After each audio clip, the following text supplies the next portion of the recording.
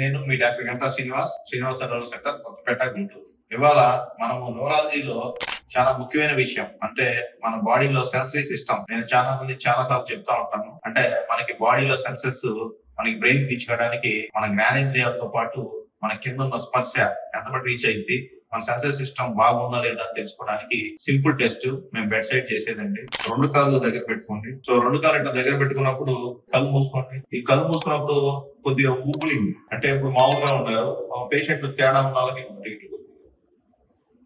So ఇట్లా ఊగితే మాత్రం వీళ్ళకి అబ్నార్మల్ గా ఉన్నట్టు సెన్సరీ సిస్టమ్ బాగున్నట్టు.